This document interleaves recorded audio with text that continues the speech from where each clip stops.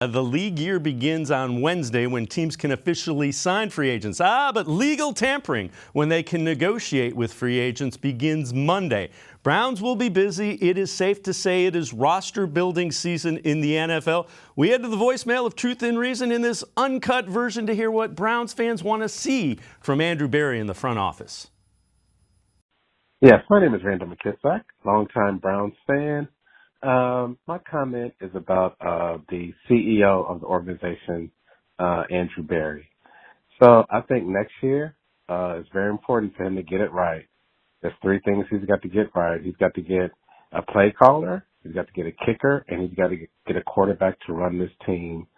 If he don't, I'm afraid he might end up on a hot seat next year and put his job at jeopardy. I'd love to hear your comments. Bye. Hi, calling here from the Bay Area, and I am concerned about a lot of deficiencies that the Browns have. They have deficiencies in the offensive line, the defensive line, the receiving core, and the quarterback. And I don't know if they're really going to address all these deficiencies in 1 year, and I'm concerned that the Browns are basically going to be in the basement in their division for years to come. Burrow and Cincinnati are going to be dominant for the next 10 years, and I don't see how the Browns are going to ever catch up with them. Thank you.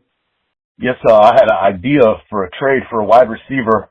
I figured since Dearness Johnson is going to be coming up as a restricted, sign him, package him up for a wide receiver around the league, see what we can get. I don't know what you guys think, how possible that is or whatever. And then what do you guys think, if any, there will be some repercussions around involving the league and the rules regarding players being released mid-season and just basically being able to leverage themselves against a team to become a free agent halfway through the season and then go play for a Super Bowl? Hi, I was just calling to weigh in on the Jarvis Landry situation, and I think he had a great career with Cleveland and been a good team player. But isn't the slot receiver one of the easier positions to replace? That's all I wanted to ask. Thanks a lot. Hi, this is Jaron Ferguson of Shaker Heights, Ohio. I was just calling to ask if we can do anything to get Jadeveon Clowney back and Jarvis back in that locker room. If we can, I know we can go out and get the receiver that we need. If we can't draft Garrett, I think Garrett's going to fall to us. I think that's a great choice for us in the draft. If not, Malik Willis he's going to be on board. He's going to be on the board, but, they're saying we're sticking with Baker. I do think it's a possibility if he does fall to the second round, we can grab him. Saw a mock draft earlier that Garrett didn't fell to the second round, and I think that's ridiculous. But if it happens, let's make it happen. Oh, hi, my name is Joe. I'm living here in Western New York, so Buffalo Bills country. So I wanted to bring up the topic of injuries, and it seems like the last couple of years the Browns have gotten hit pretty good with the injury bug. I'm hearing that in Bills country that the Bills have been pretty good as far as like maybe the top 2 or 3 teams that have not had the injury bug hit them within the last 3 years, and so they must be doing something right when they're practicing, how they're using their strength and conditioning, and maybe the Browns could go talk to the Bills and see what the heck is working for them. Thanks. Bye-bye. Hi, this is Jerry. I'm a lifelong Cleveland Browns fan, and I think that my comment is we could learn something from Bill Belichick on how he handled New England's issues in 2 key positions the Browns are having issues with. At defensive tackle, he took a big kid from Alabama in the draft who has turned out very nicely for him. It's a big kid from a big program. And at the slot receiver position, although I really like Jarvis Landry, if you look at what Belichick did with Wes Welker, he let him go, and who took his place with Julian Edelman, another star receiver.